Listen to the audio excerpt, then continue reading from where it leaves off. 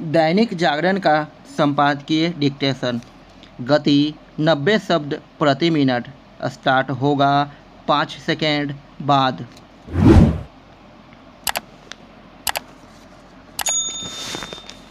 Start. किसी विवाद को सुलझाने का सबसे उचित उपाय वही हो सकता है जो ज्ञानवापी मस्जिद और विश्वनाथ मंदिर मामले में इलाहाबाद हाई कोर्ट ने अपनाया। उसने भारतीय पुरातत्व सर्वेक्षण को ज्ञानवापी परिसर में मिले कथित शिवलिंग की कार्बन डेटिंग करने का आदेश देकर इस वर्षों पुराने विवाद के समाधान की राह दिखाई है, जहां मंदिर पक्ष का कहना है कि ज्ञानवापी परिसर से मिली शिवलिंग जैसी आकृति सदियों पुराना शिवलिंग है। वही मस्जिद पक्ष का दावा है कि यह तो एक फव्वारा है। दोनों पक्षों में कौन सही है, इसका पता यही जानने से चल सकता है कि शिवलिंग नुमा आकृति वास्तव में है क्या। यह अच्छा हुआ कि इलाहाबाद हाई कोर्ट ने इस आकृति के वैज्ञानिक परीक्षण के आदेश दिए। उचित होगा कि दोनों पक्ष इलाहाबाद हाई कोर्ट के इस फैसले को स्वीकार करें और भारतीय पुरातत्व सर्वेक्षण के निष्कर्षों की प्रतीक्षा करें। लेकिन इसके भी आसार हैं कि इस फैसले को सुप्रीम कोर्ट में चुनौती दी जाए।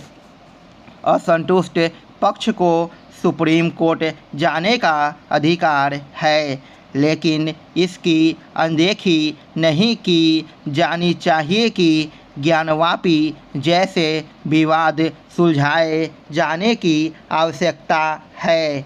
यह अपेक्षा की जाती है कि ज्ञानवापी विवाद सुलझाने में उतनी देर नहीं होगी जितनी अयोध्या मामले को लेकर हुई।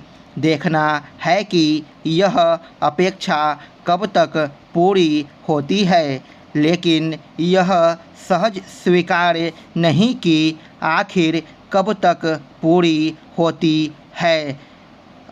लेकिन यह सहज स्वीकार नहीं कि आखिर औरंगजेब को काशी विश्वनाथ मंदिर से सटाकर मस्जिद बनाने की क्या आवश्यकता थी।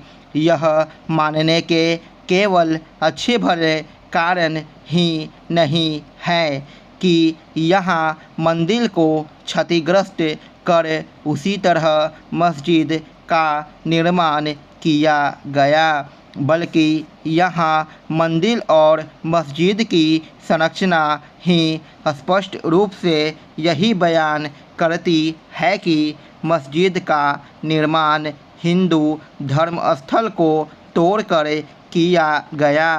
यह काम वाराणसी के अलावा देश के अन्य अनेक स्थानों पर भी किया गया।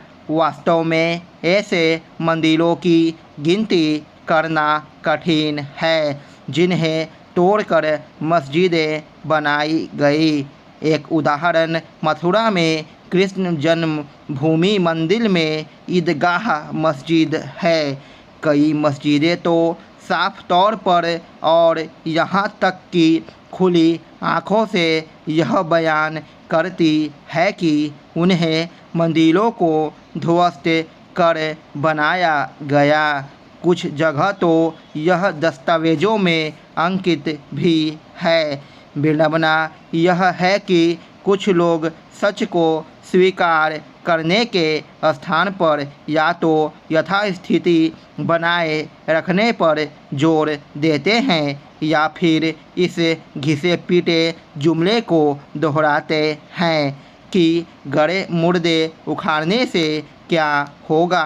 अच्छा हो कि यह समझा जाए कि भारतीय संस्कृति और सभ्यता के प्राचीन स्थलों की गरिमा लौटाना गड़े मुर्दे उखाड़ना नहीं, बल्कि देश के स्वाभिमान को बहाल करना है। यह सर्वथा उचित है कि इस काम में आ रहे धर्मस्थल कानून को भी चुनौती दी गई है। यह समस्याओं को सुलझाने नहीं, बल्कि उन पर पर्दा डालने और उनकी अनदेखी करने वाला कानून है। शादी विवाह के उत्सवी माहौल से जुड़ी दो बुरी खबरें इन दिनों लगातार आ रही है। पहली, द्वार पूजा के समय फायरिंग में कुछ लोग मारे गए, बुरी तरह घायल हुए। दूसरी, बारात से भरी गाड़ी दुर्घटनाग्रस्त हो गई। इनके अलावा तीसरी खबर भी आती है, जिससे पता चलता है कि शराबबंदी वाले राज्य में शादी के समय पीने वाले निश्चित होकर शराब का सेवन करते हैं। इन घटनाओं को जोड़कर देखें तो इन सब में शराब की भूमिका होती है। चालू फैशन के हिसाब से इसके लिए सरकार को उत्तरदायी ठहराया जा सकता है, लेकिन लगे हाथ अगर समाज की भूमिका की पड़ताल कर ले तो हम सब अपने उत्तरदायित्व से भी नहीं बच सकते हैं। प्रश्न यह है कि शादी में फायरिंग करना या शराब पीना कब से विधि का अनिवार्य हिस्सा हो गया है। शादी की किसी विधि में न फायरिंग का और न ही शराबखोरी का विधान है। स्टॉप।